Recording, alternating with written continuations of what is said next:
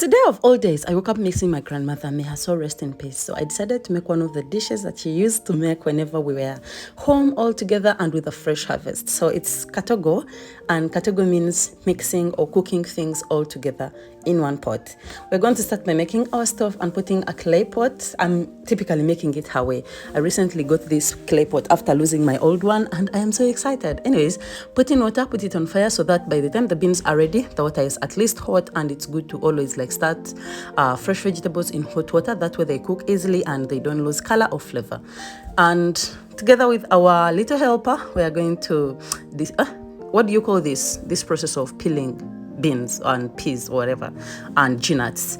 Anyways, we're going to wash them because we're all touching them, otherwise they are not dirty, they are just fresh from the box, but yeah, wash them just for formality, and then transfer them into the hot water in a clay pot. The clay pot holds fire, so usually the heat is well distributed all over it, and it's going to take a little time to cook if you start fresh beans in hot water.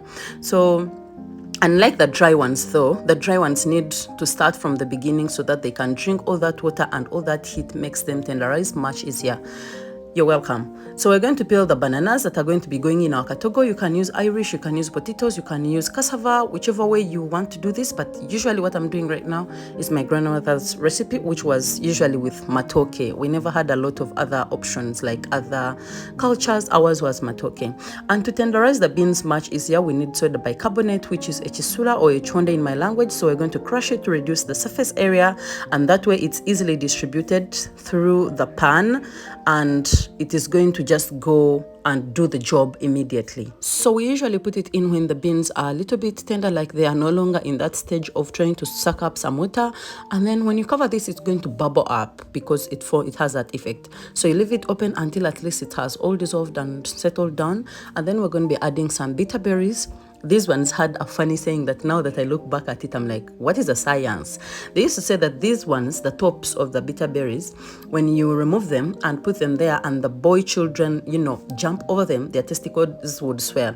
Now, I think it was one way of keeping us clean and telling us, don't put your brothers at risk, just remove them after, working with them so that they don't darken the whole area, because they are easily forgotten.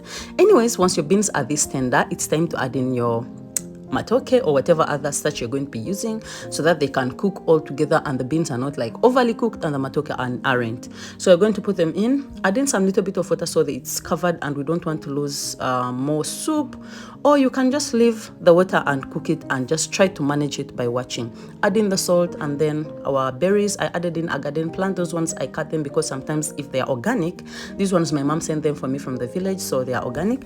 They usually have maggots and you don't want to cook an egg, garden egg that has a maggot inside. So cut them and make sure you're sure. Add in the tomatoes and onions. You can add in green pepper. Back in the day, we never had those green peppers, so it was never a thing. And yeah, anyways, basically this is what we have. We're just going to cook it on the choco stove for a while until they are all well incorporated. The tomatoes were cut in small bits, so it's easy for them to soften up and mix together with everything. I kept on doing this particular shaking so that the water is evenly distributed, because the fire is concentrated down, and on a clay pot it's easy for the bananas to stick and burn from down if you don't make the water evenly go in all places. Now the bananas, okay, the food is ready. So I'm going to put there some green amaranth or dodo or booga, whatever you call this. You do comment in that comment section and tell me how you call this. And once the steam has gone through them, I'm going to just remove them and put them on a plate. I love my vegetables this way. When you see me cutting vegetables, it's for formality, I promise. Because I really loved how crunchy those vegetables used to be. Anyways, once you've removed these ones and put them aside, you're going to put in some ghee. Yeah, this is the crown of the day. Some time back, someone said, I ate Ugandan food and it was so spicy. And I was like, no, that wasn't Ugandan food. You ate something that we are trying to create with ideas we're getting from you guys. But Ugandan food is this. Okay? adding classified butter, which is ghee, fermented ghee that is at least aged. That one, it is so flavorful. People who cook ghee can't understand this, but yeah, this is the standard. Okay, we're just going to put it in. If you hadn't put in the bicarbonate of soda, you'd need to put now, because then it was like the ghee will just taste raw, and when you put in the bicarbonate of soda or sula, it's going to break it down and make it more aromatic. And that's it guys, all done, ready to serve and go. It may not look as international standard, but I promise you it's heavenly standard. Tastes heavenly. That's it. I miss you, Granny, and thank you guys for watching up until this time. I hope to see you soon in my next videos.